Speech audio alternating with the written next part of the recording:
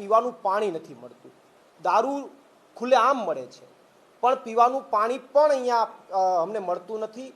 300 રૂપિયાની દાળીએમાં જઈએ છીએ અને 500 રૂપિયાનો ટાંકો અમારે વેચાતો લેવો પડે છે પાણી પીવાનો.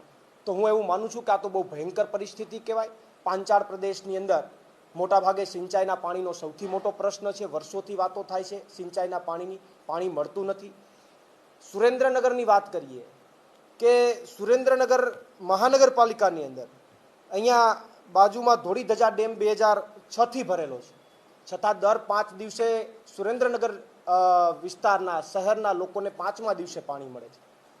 આ સૌથી ગંભીર પ્રશ્ન છે. ગટરના પ્રશ્નો સિટીના બહુ ભયંકર પ્રશ્નો છે, ભૂગર્ભ ગટરના. એટલે અલ્ટિમેટલી કહી શકીએ તો બીજેપી ભ્રષ્ટાચાર કરવા સિવાય બીજો કોઈ એમની પાસે ધ્યેય નથી. શહેર હોય કે ગ્રામ્ય હોય, દરેક જગ્યાએ ભ્રષ્ટાચાર કરી રહી છે અને સુરેન્દ્રનગરની અંદર પરિસ્થિતિ બહુ ભયંકર છે.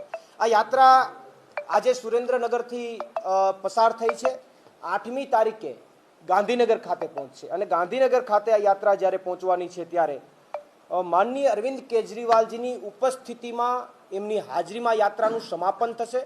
8મી તારીખે બપોરે 3 કલાકે રામકથા ગ્રાઉન્ડની અંદર એક વિશાળ જનસભા ખેડૂતો માટે યોજાવાની છે, જેમાં માનનીય અરવિંદ કેજરીવાલજી ઉપસ્થિત રહેવાના છે અને આ યાત્રાનું સમાપન થવાનું છે.